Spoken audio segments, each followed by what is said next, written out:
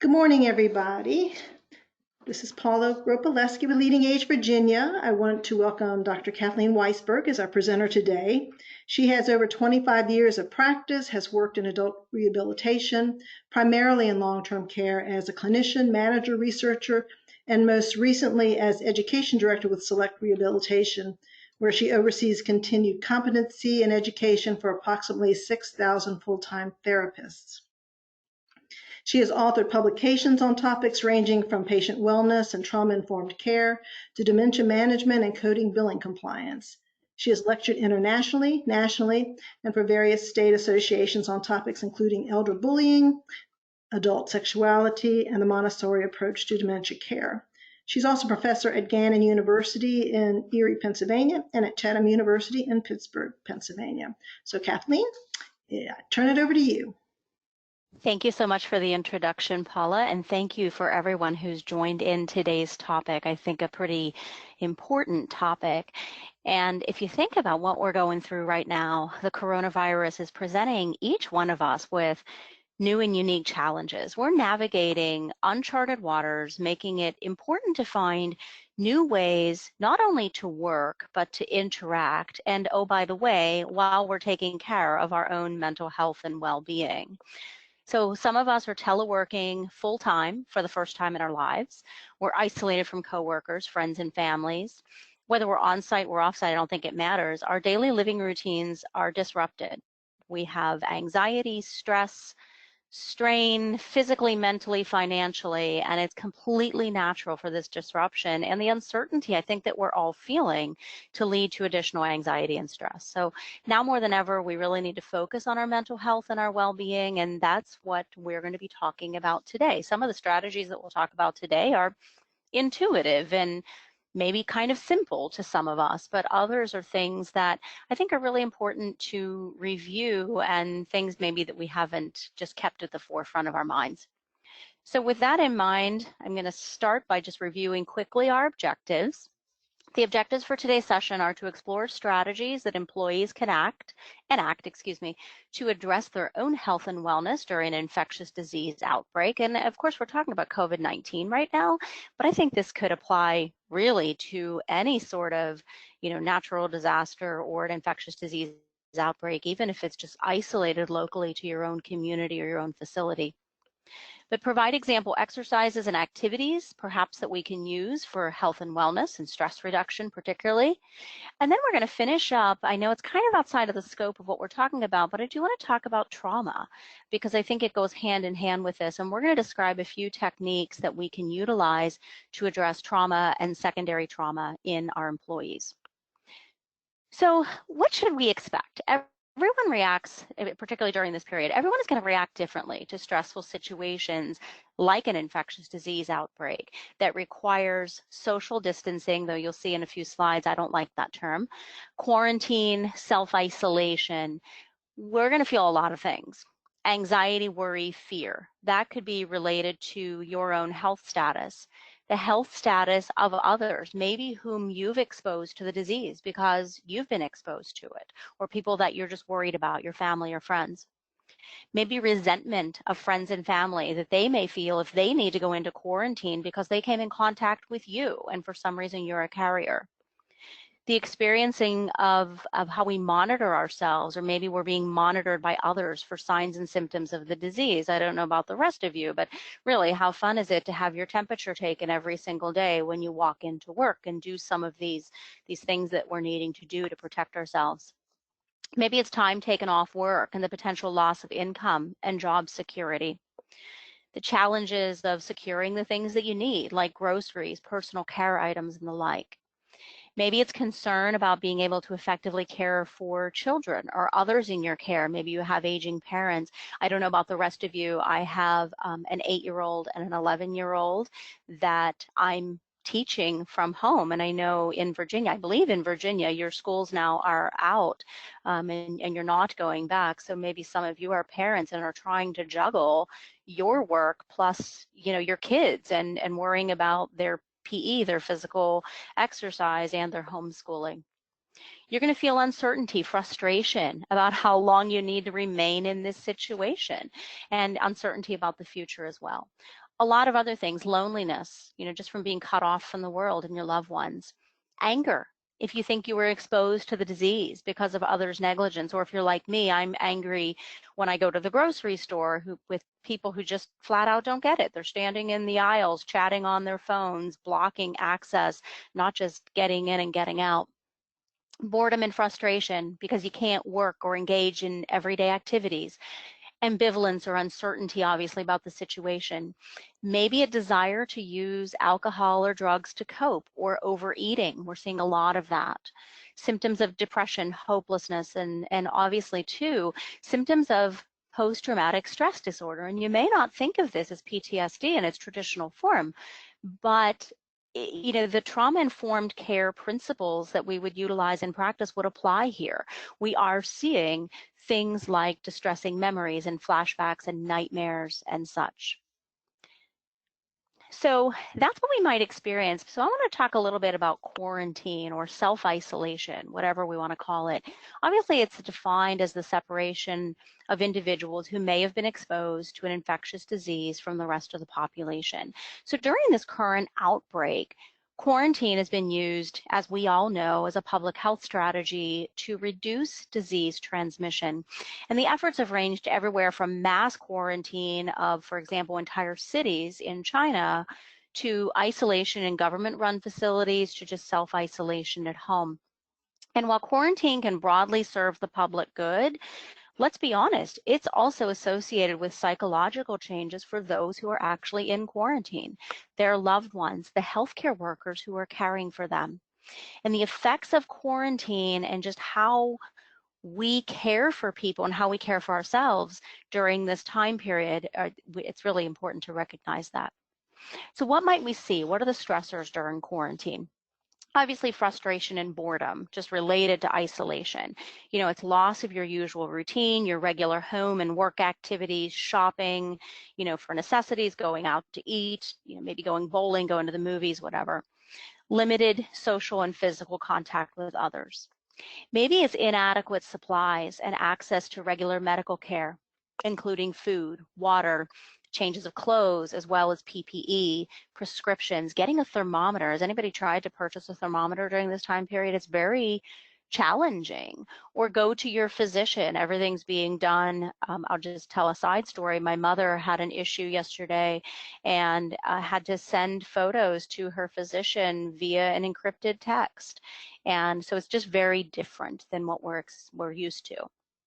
Insufficient information, I think, is big. So it's either lack of or delayed information from public health authorities. Sometimes maybe there's poor coordination among health and government officials. Maybe there's not clear guidance or confusing guidance. Maybe confusion about the reasons for quarantine, a perceived lack of transparency. And I think sometimes too, it's not just insufficient information, sometimes it's too much information. You watch the news and we are just inundated 24/7 with stories and information. And if you look at it, I don't know about you, but I perceive a lot of it to be very, very negative. We're continuing to hear about a shortage of staff, a shortage of hospital beds, a shortage of whatever, cases, deaths, what have you, but not hearing about the success stories and the recoveries. Other issues, longer durations of quarantine, as well as that extension. And I don't know about the rest of you, but I keep asking, well, wow, how much longer is this going to go on? When might the kids go back to school? Will it be extended? What's going to happen to the summer? And then also fears about either becoming infected or infecting others, which can manifest as increased attention to and worry about your own health and physical symptoms, and can be really concerning if you happen to be pregnant, or you are a parent of a young child, or you're caring for other elderly people in your family, or maybe those elderly people are living with you. So that's during quarantine. What about after quarantine? Financial loss is going to be a big one. So even if it's just a furlough, that absence from work, healthcare costs, maybe that build up while you are getting COBRA or what have you, or other unanticipated financial burdens. A lot of socioeconomic distress, particularly among those with lower incomes. And as a complete aside and anecdotally, I'm hearing, and I don't have the research in front of me per se, but leading to suicide and other issues, people who are losing their jobs right now and are going to that degree because they're just not sure how to cope. But after quarantine too, we're going to see stigmatization and rejection, maybe by neighbors, coworkers, friends, family.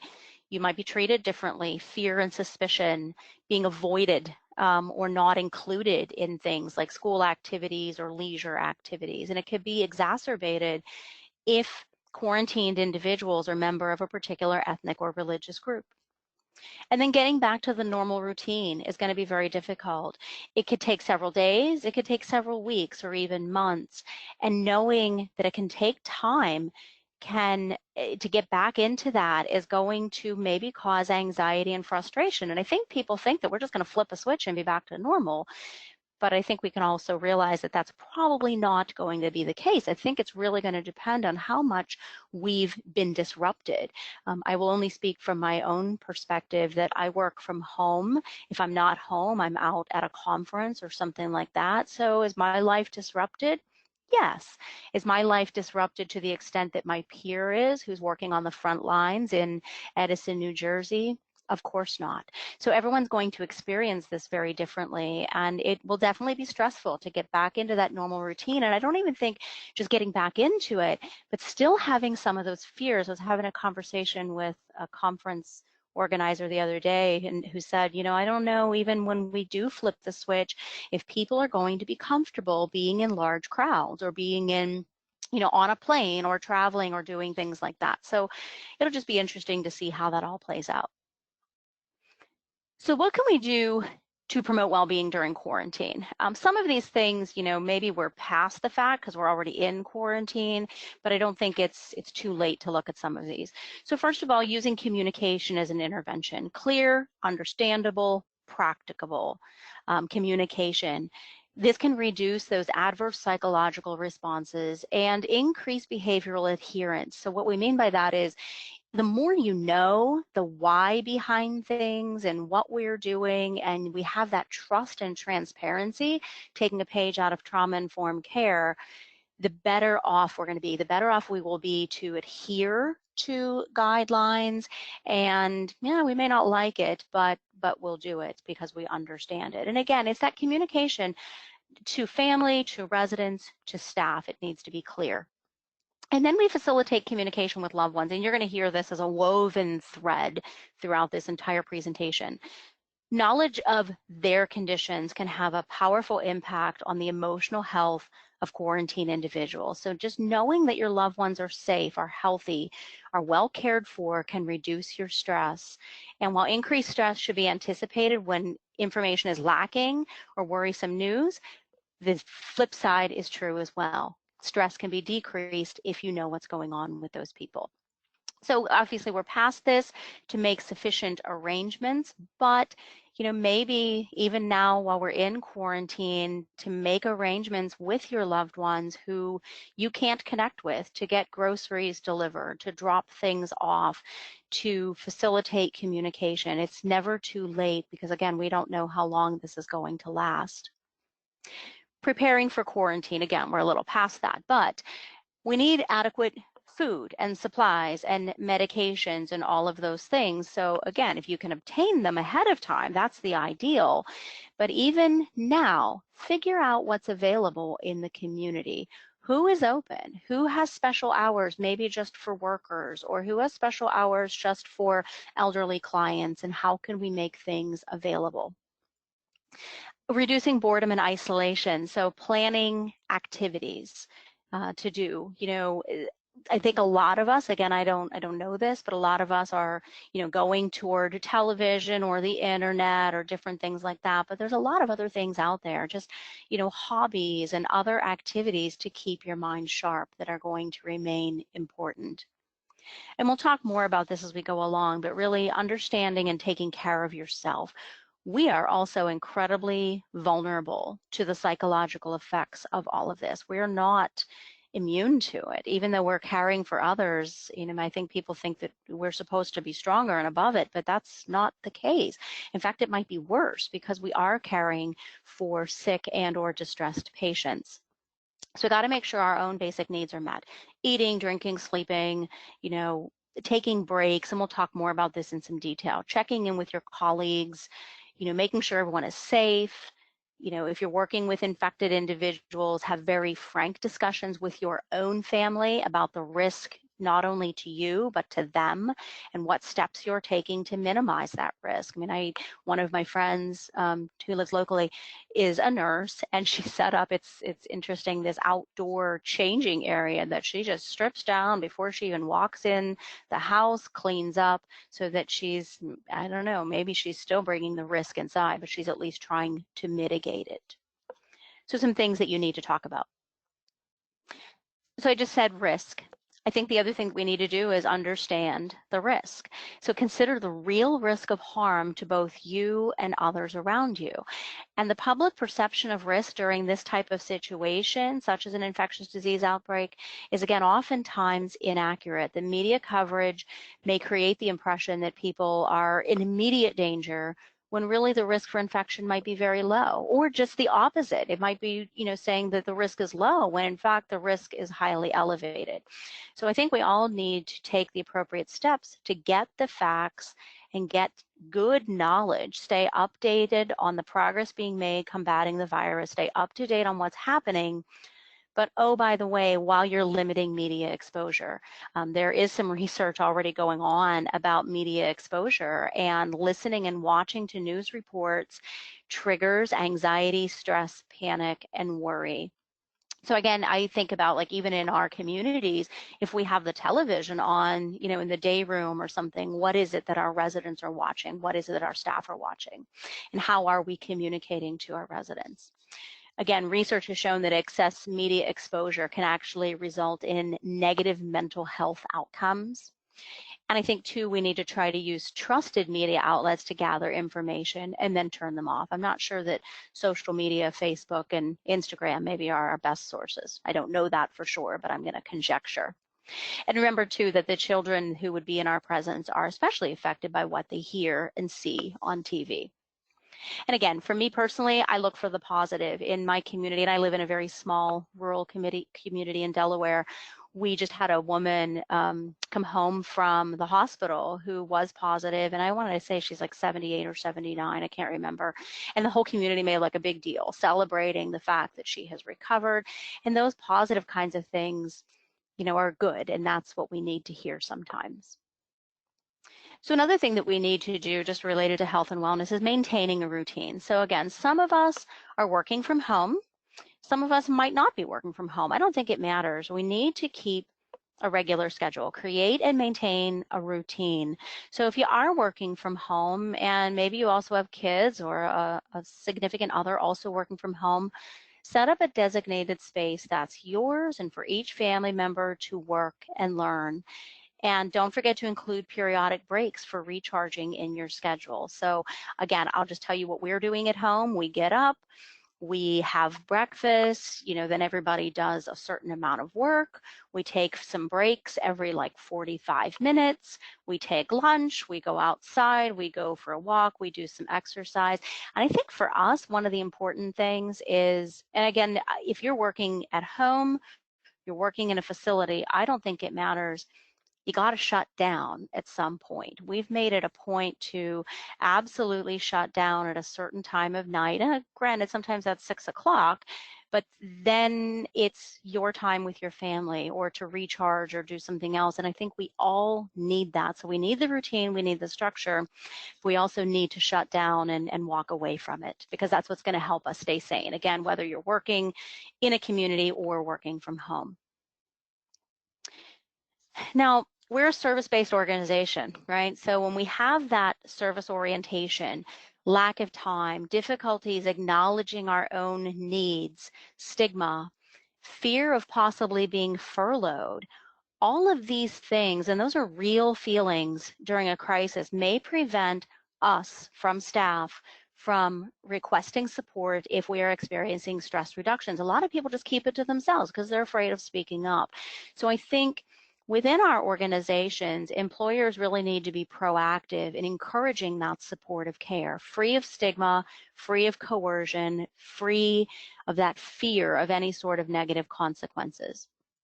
So, and again, we tend to, again, we didn't get into this line of work for any other reason than we wanted to help people, right? So we oftentimes prioritize everyone else's needs over our own. So whatever strategy we put in place for stress reduction, it really needs to be multifaceted. We need to have a sense of control and contribution to our own lives as well as our residents. So just some simple things. Again, I don't think any of these are rocket science per se, but self-monitoring and pacing. Check-ins. Again, hey, how you doing today? Was there something really stressful that happened yesterday? Or tell me something positive going on in your day, or how can I help you? Just those simple things. Working in partnerships or teams, so not side by side, but tag teaming, if you will. Brief relaxation or stress management breaks, which we'll talk about. We're taking just, quick timeouts for basic bodily care and refreshment. Regularly seeking out accurate information, we've talked about that. Keeping your anxieties conscribed to actual threats, not perceived threats, or not something that you've made up in your mind. Maintaining helpful self-talk, which we'll talk about that, I think, on the next slide, and avoid overgeneralizing. Focusing on what's within your power and accepting situations you can't change. I believe wholeheartedly in the fish philosophy. I don't know if anybody's ever worked through that. And they talk about you can't necessarily change your environment or what's happening in your environment, but you sure can choose your attitude about how you're going to address it, and address it positively if you can. And then, of course, fostering a spirit of patience and tolerance and hope. What we want to avoid are the things on this slide. Working too long by yourself without checking in, so working in isolation, working round the clock with very few breaks, feeling you're not doing enough, excessive intake of sweets and caffeine. It feels good at the time, but then you kind of crash and you get sluggish. Engaging in self-talk and attitudinal obstacles. So what does that mean? Saying things like, oh, it would just be selfish of me to take time to rest when I have so much to do. Others are working around the clock, so should I. The needs of survivors are much more important than the needs of helpers, or I can contribute the most by working all the time. Or my favorite, only I can do X, Y, and Z. It's time that we relinquish the power and give up to others and ask for help. So again, be prepared, be prepared. It's not too late to develop your personal or family preparedness plan. And again, taking everyday preventative measures. We've been hearing about this day in, day out, hand sanitizer, PPE, frequent hand washing, all of that. Diet and exercise we'll be talking about on an upcoming slide. Talking to loved ones about worries and concerns because likely they share them with you. Engaging in hobbies and activities to improve your mood. Somebody posted on social media, I read, it seems my only hobbies are eating out, shopping, drinking, and spending money. And I got a chuckle out of it. But you need to find something you enjoy and make time for it. There's a saying, the other 23 and a half. And maybe in this time period, it's not the 23 and a half. You have 23 and a half other hours in a day to do all of your work. Take 30 minutes or 60 minutes or whatever for yourself to work on your own stress management and something that you'll enjoy. Easy, simple things. Relax, deep breaths, stretching, meditating, praying, and then allow these things on site. And we'll be talking about these more in just a minute. Pacing yourself between stressful activities, doing something really fun after a particularly hard task. We already talked about talking to other people, but I think too, maintaining a sense of hope and positive thinking. There's more on that in another slide, but maybe it's something simple about, keeping a journal where you write things down that you're grateful for, or write something about each other and share them with each other, what you think about your colleagues and, your admiration of them or something really wonderful they're doing. We're going to talk more about daily essentials and exercise and such, so we'll table that for just a second. But I think we need to take advantage of stress management techniques. Again, meditation, journaling, and this is really a time to practice gratitude, I think. Again, a fish principle, make their day, find a way to make it positive and thank your colleagues, and they'll be thanking you as well, and it goes a long way to making the environment less stressful. So some simple stress relievers you can do at work. Progressive muscle relaxation. Again, stress over time you can become so accustomed to the tension in your body that you just stop noticing it, and you have sore muscles, especially your neck and your shoulders, from that chronic tension. So with progressive muscle relaxation, you start by slowly tensing and then relaxing your muscles one group at a time, starting with your toes all the way up to your neck. And maybe that's something you can do while we're chatting. But with practice, you really increase your awareness of when you're tensing up your muscles, and you start to learn to let go of that tension. Visualization, love this. Maybe you can't go to your happy place right now, but a quick mental vacation can do wonders for your stress. So just taking 5 minutes, this doesn't have to be long, and visualize the relaxing scenes. You know, maybe it's a beach, it's a mountain, and maybe it's your favorite chair in your living room or someplace you'd rather be than in your facility. Close your eyes and think about it. And for me, it's not just about visualization or seeing. It's really about all of those senses. What would you hear? What would you smell? What would you touch or taste in that environment? Because actually engaging all of your senses is really fabulous for stress reduction. Deep breathing is the next one. So again, being aware of your breath and just a few deep breathing exercises. So there's a lot of different techniques here, but just taking a few slow, deep belly breaths can provide immediate stress relief. Or even if you breathe it in, you know, as deep as you can and hold it for a short count, maybe it's 4, maybe it's 10, and then expel the whole way out. It really does wonders. And you don't have to do this, you know, 10 times. Do it 2 or 3 times. Even as you're walking from room to room, it's very helpful. We already talked about engaging your senses. So, excuse me, I apologize. I have a little tickle in my throat.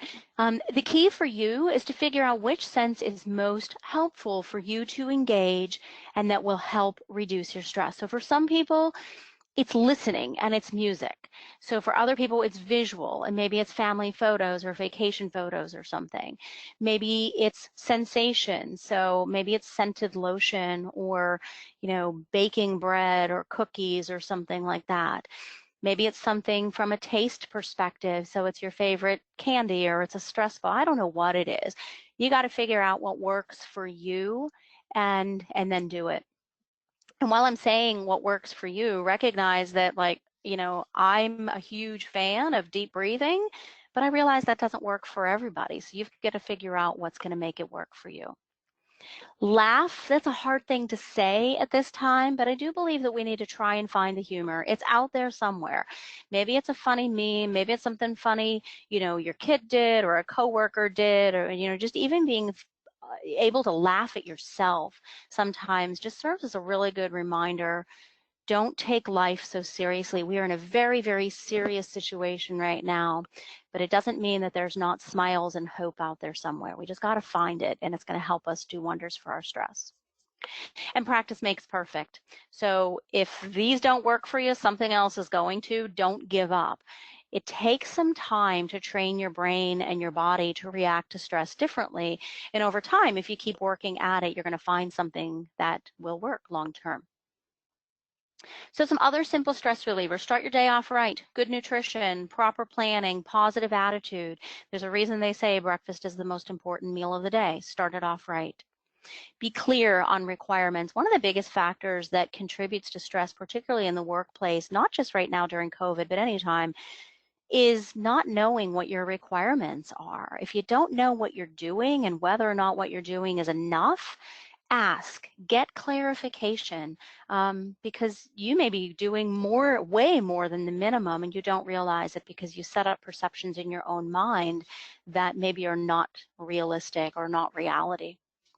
Stay away from conflict the best that you can. And I think this is a tough one right now because let's be honest, we're on top of each other 24/7, whether you're at home and your whole family is there all day long. How many of us are sheltering in place at our communities, working very different hours, and just a very disrupted type of environment. And yeah, we're going to have conflict. It's difficult to escape, but do what you can. I think the simple things like don't gossip, don't share your personal opinions about certain things. Try to stay clear of the colorful, humor, the off-color types of humor that we might encounter, and do what we can to work with each other. That will do a lot for stress reduction. Staying organized. And again, I think this is so important all the time, but especially now. I am thinking about my own home, that we're all together now and we're not normally like this. You don't want your stress coming from disorganization because things are not in their proper place and you're rushing around. Keep that in check because you're going to have tons of stress elsewhere. So keep your life to the best of your abilities organized otherwise, because you're still going to have a lot of stress at work. Be comfortable. Even small things like, noise or, improper shoes or lighting or things like that can make an uncomfortable work environment. So let's do what we can to help that. Forget multitasking. Multitasking actually is not very beneficial to anybody. What is, though, is either chunking or something we call dual tasking, just working on two things or just one task at a time, and that seems to be helpful. Walking. If you can, one of the best things you can do right now is get outside and get some fresh air, get some exercise, just take a walk around the facility or something like that. Just get up and move. It's very helpful. Keep the perfectionism in check. You need to give up control. And, being that perfectionist, it can drive you, but on the other hand, it can drive the people around you completely nuts. So this is the time to give that up. And maybe it's just something, again, is listening to music or something on the drive home, using that time for simple decompression. So I'm going to take a couple minutes now and talk about some exercises, and I'm going to go through these quite quickly. So I don't know how many people on the call do yoga or not, but these are some very simple yoga poses that you can do just sitting in a chair at work. So you can see on the left side, this is the seated crescent moon pose. And you lift your arms overhead, stretch, lean to the right, take 2 to 3 deep breaths, lean to the left, do the same. This clears your head, sharpens your focus. The next one is a seated back bend. That's the one on the right. And seat with a straight spine, take a deep breath, and then reach all the way up to the ceiling. And then as you exhale, let your arms come back behind you as you see in the photo. Hold it for a few seconds, then release it, and just repeat it a few times. Super simple, particularly if you work in an office. Some wrist and finger stretches every couple of hours. Just shake out your fingers. This will do some, circles with your wrists. The one on the right here is a seated twist. So you're going to sit in your chair, spine tall and straight. Inhale, and then as you exhale, twist to one side and hold it. And then do the same thing on the other side. Inhale up, twist, and then as you're exhaling, twist to the other side, breathe out, and hold it. So again, very, very simple things. The chair pigeon pose, I'm going to tell you I love this one. Feet flat on the floor, cross one leg over the other at a 90-degree angle, as you see in the photo. Don't put any pressure on the knee.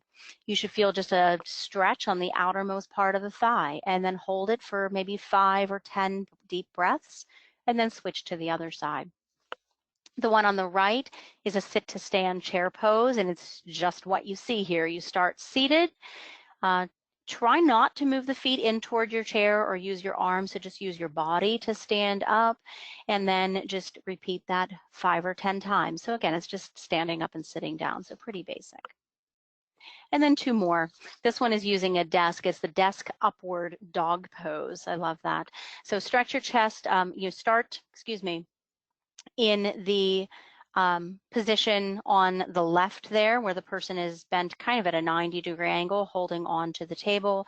Then stretch your chest between your shoulders, gently lift up while sliding the shoulder blades down, and hold it for about 5 breaths.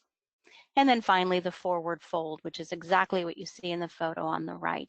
Just reach down, and you don't have to touch the floor, just reach as far as you can and hold it, and you'll feel that stretch, 10, 15, 20 seconds. And you're probably thinking, okay, who has the time for this? But I will tell you, this takes mere minutes, and it is a huge difference in just what it does for your stress and your overall well-being. And there's a few more exercises coming up that we'll get to do, or we'll show you. So I want to switch gears and talk a little bit about eating well. Obviously, there's so many things going on with food, and limiting access to grocery stores and such. So I'm sure all of you are already looking at, home delivery and all of those different things. But if you only have so much time in the grocery store and you may be limited in what you're allowed to purchase, make it more manageable. Purchase some shelf-stable foods, frozen foods, even canned produce or beans or lentils. Those are things that will keep longer. They're easier to incorporate in recipes, and they're healthy. Take inventory of what you already have and start getting creative. I don't know about the rest of you, but I'm going through a lot of my old magazines and online, trying to find new and different things with some of the shelf-stable types of ingredients. Pay attention to portion sizes. This is big. When we're cooped up inside or at work, it's really easy to overindulge. So try to maintain regular eating habits and minimize reliance on takeout and drive-through. Obviously, trying to support your local restaurants if you can, though. And drinking water, staying hydrated.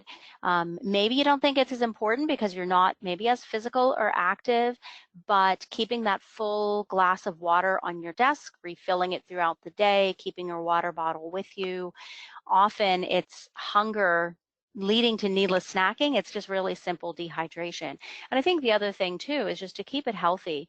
The tendency in this type of situation is to go toward processed foods versus fresh. And processed foods are okay, but they tend to bog you down, they tend to slow you down, and they're not the best nutrition or the best fuel for us.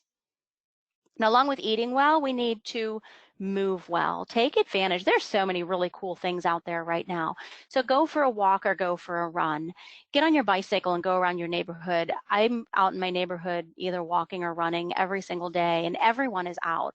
And it's been so neat to make a lot of new connections with neighbors that you typically don't see because everybody's at work. Try a new activity, maybe it's Zumba or yoga or something. Create an obstacle course in your house. Challenge your loved ones to do the same. I mean, it might sound silly, but sometimes it's that fun, silly is what we need. Play with your kids, get them moving. I mean, again, if you have kids at home, they need PE, so get right alongside of them. There are some really cool things online. You can hike the Appalachian Trail virtually. I don't know if you guys have seen those. I've seen some runs through Disney that, as you're running, you're watching this video go through Disney, and just kind of some clever things. So the sky is the limit. Go find it.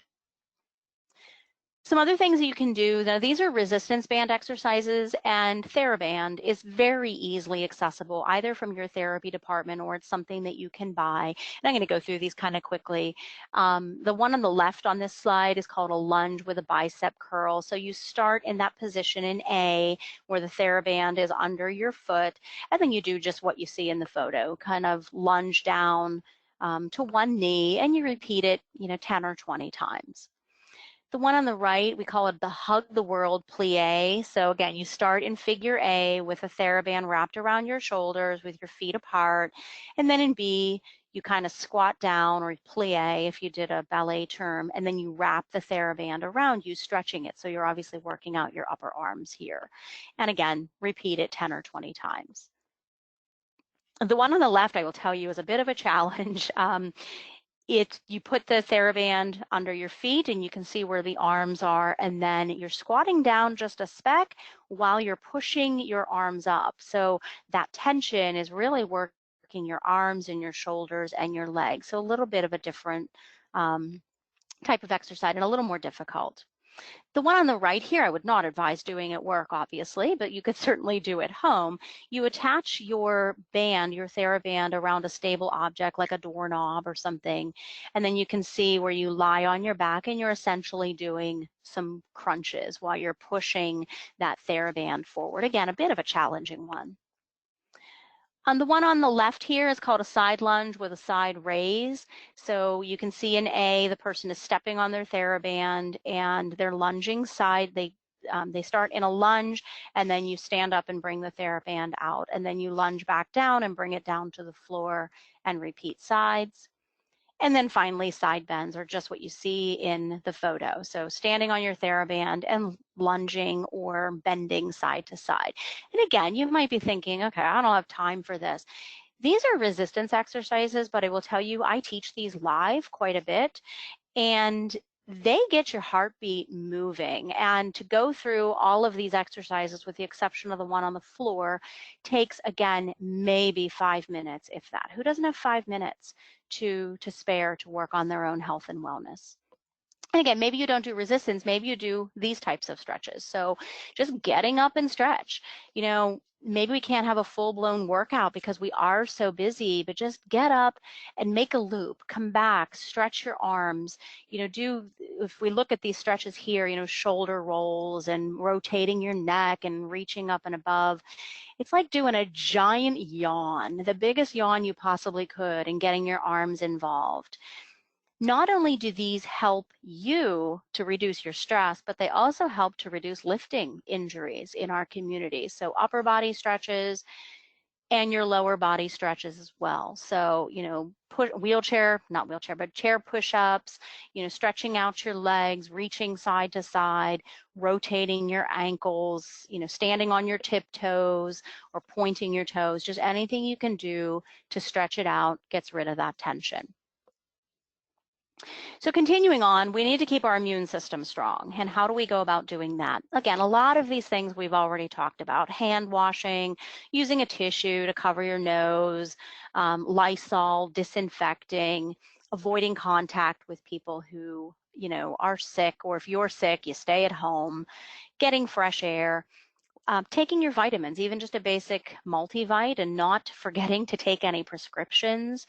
And again, prioritizing your personal hygiene.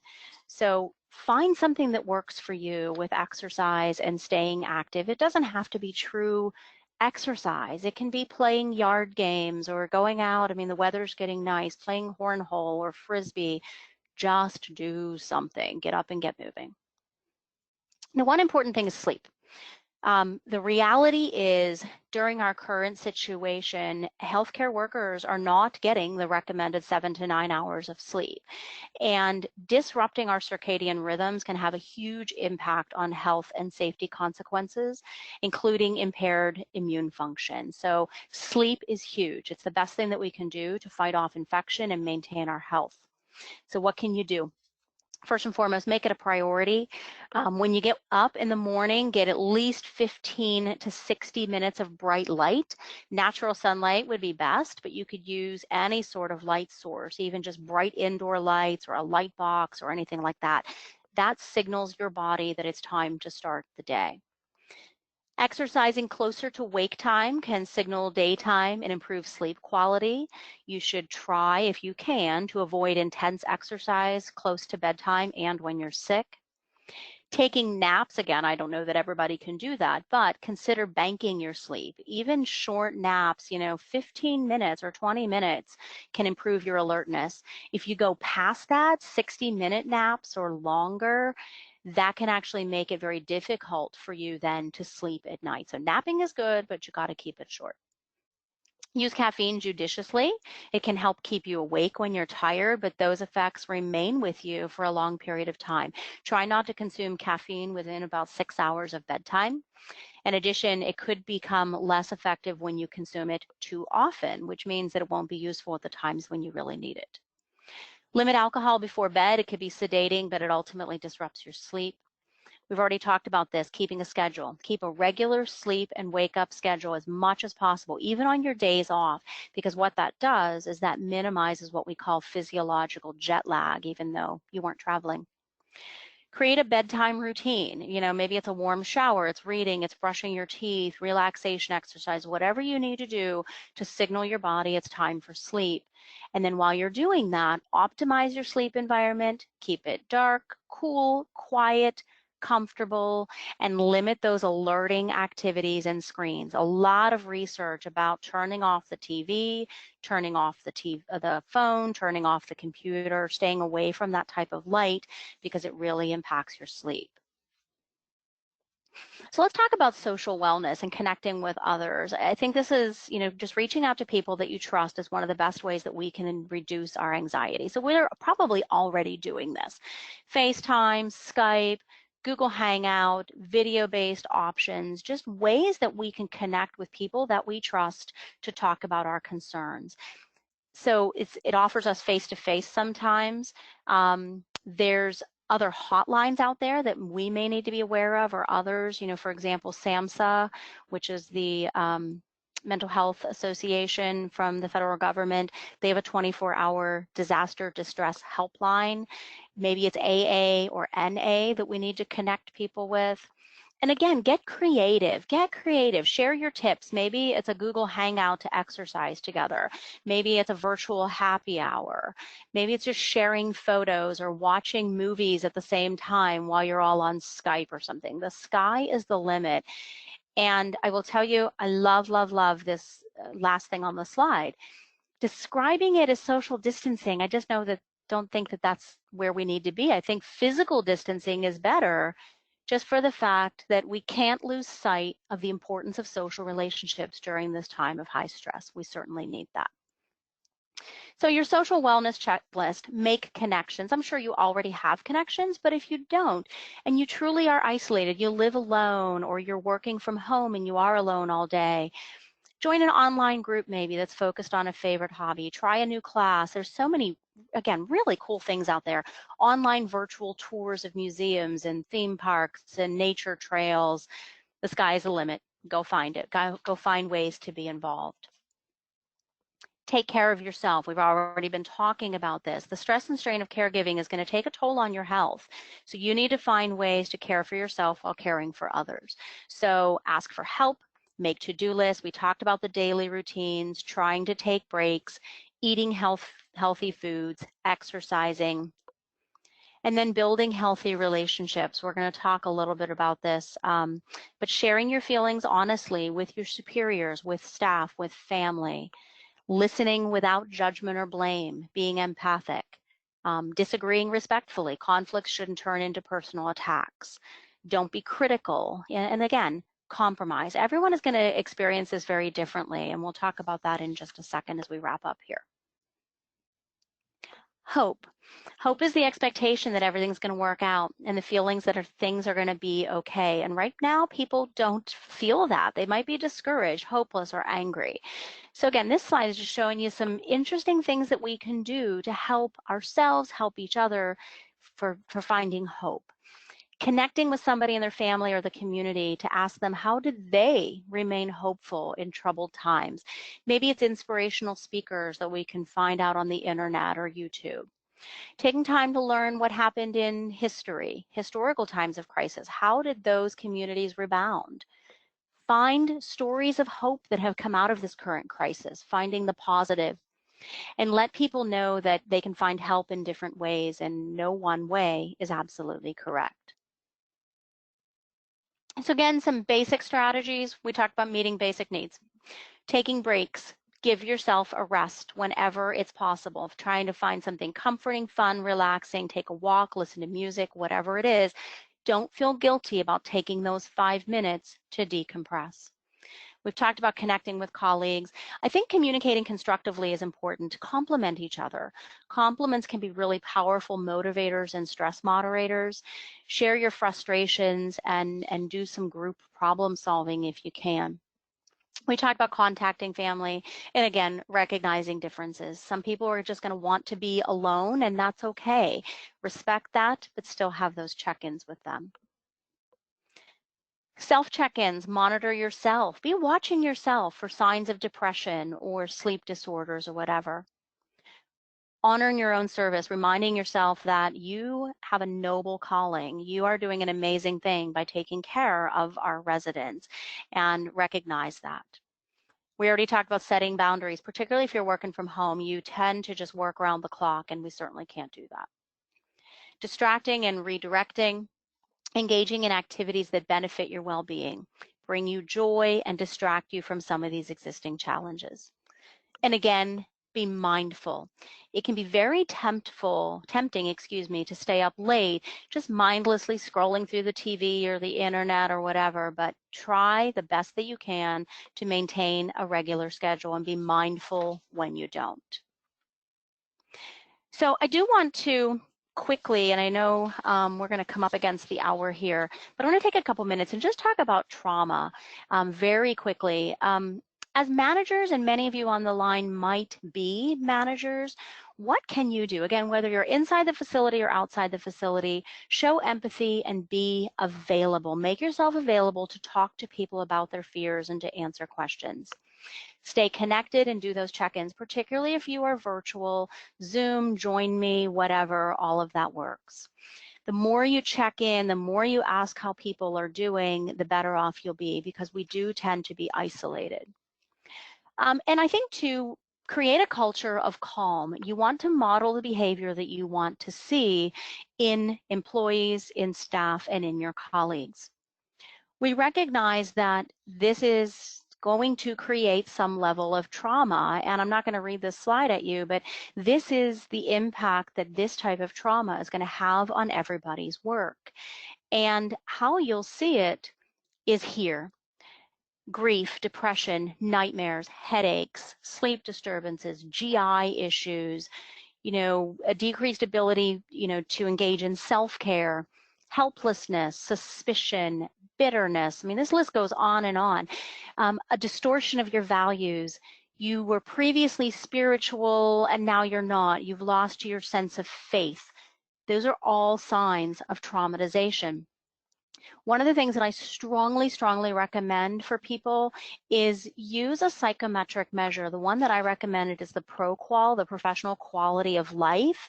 And you can use it as if you're a supervisor. You can use it even if you're just, you, to figure out where you are in your compassion fatigue and where are you in your burnout. And it's not a bad thing to figure out where you stand so that you can do this. You can create a comprehensive self-care plan. Try to figure out where you're burning out and what maybe you can do about it, and maybe share that with your supervisor or share that with your staff in a way that's going to help them in a very non-judgmental environment to address their own personal issues.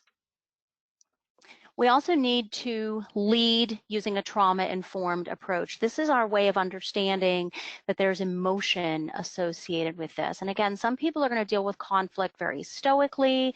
Others, are going to wear their emotions on their sleeve. But trauma-informed leadership recognizes that everybody's going through this, and we as leaders need to have empathy and compassion, which for most of us is very different from what we've ever learned. We've always learned that we have to be very, detail-oriented and very objective, and so this is very different for most of us. Trauma-informed leadership helps with staff retention and turnover, and it enhances worker well-being, all of our well-being. And I think among everything else, we need well-being, and we surely do not need to be turning over staff needlessly during this time period. So what is it? It's supporting staff. It's, again, the things that we've already talked about. Regularly scheduled meetings without interruption, just doing some check-ins, mentoring, coaching. Again, it's very different from clinical supervision. It's inviting to share, and when people do share, it's not judging them. It's not, reprimanding them or having them, retaliating against them. It's true sharing based on relationships. And it's exploring the why. So it's that change management. It's not just, oh, here's the change and here's what we're going to be doing now for PPE, but it's the why behind it. And again, the more we can understand the why, the better off we'll all be. And I think this says it all. When employees experience empathy, understanding, and compassion, they'll feel safe, respected, and recognized. And it has to be real empathy and understanding, not fake or contrived. We've all worked with someone who has done it because they were told to do it, but you just don't feel it. When you really feel it, you'll thrive and you'll flourish. Okay, so the last couple slides here, just to kind of wrap up. It's important to consider that our stress as caregivers, it's going to transfer and it's going to rub off on our residents. We're dealing with high amounts of stress. So what do we need to do? Share messages about how we can give ourselves some space when our emotions run high. Take that 2-minute break and decompress. Share that routine is helpful, and particularly for our residents, I'm switching gears a little, making sure that they're a part of developing their own schedules and their routines. Share resources about education and abuse. We understand that in other countries, particularly during COVID, domestic violence and child abuse have increased. So we want to be vigilant, be watching for that, and also factors for suicide. Hopelessness and isolation can certainly lead to that as well. Practice self-kindness. Remember, you got to take care of yourself before you take care of anybody else. And check in with yourself. Gain insight where you yourself are struggling. You got to identify your own issues, create a plan to address the issues, and control what you can, let go of what you can't, because otherwise you'll drive yourself crazy. Support regulation. Remember, when people are stressed, they have a harder time managing emotions and staying regulated. Model the calm that you want everybody else to model. We talked about prioritizing relationships. I can't say it enough. It's physical distancing, not social distancing. We need each other right now. We talked about explaining the why behind the decisions. I won't go back there. But I think we all need to try to help each other, not just our staff, but to understand what to expect to the extent possible. There is an amount of uncertainty and predictability. We don't suggest that you provide answers that you don't have, but share where you can, where we know the stress is reduced, because that fear of the unknown is really crazy. And reframe behaviors. Remember too that emotional regulation right now is going to be tough. People may not come to work. You may not come to work as your best self during this time period. And we need to give each other grace and space, and realizing that the challenging behaviors are a reflection of the stress. It's not a reflection of the person. We need to exercise patience and understanding and give everybody the benefit of the doubt. I oftentimes say, with regard to patience, I pray for patience every single day, but I don't get it. I just get more and more opportunities to exercise it. And I think that's what we need to do now, is exercise our patience. So in conclusion, I think this really sums it up. We as caregivers are the best predictors of how our residents are doing. They're watching us, they're learning from us, they're listening to us. When we take care of ourselves, when we manage our stress, when we manage our own health, we're showing them that they can take care of themselves. And not only that, their trust, their confidence in us as caregivers for them, that we can take care of them, improves as well. A lot of information in a very short amount of time, but I want to thank everybody for participating, and I'll turn it back over to you, Paula. Okay, I don't see any questions. If anybody has any, put them in there now and we get them answered if you need something. If not, we're going to go ahead and close out the meeting. Kathleen, I just want to thank you all for this information. It was great, and it especially, reminds us what we need to be doing if we're not doing it already. So thank you for the great reminder. So I don't see any questions. So again, Kathleen, thank you. And thank you all for being on this call today. Thank you, Paula. I appreciate the opportunity.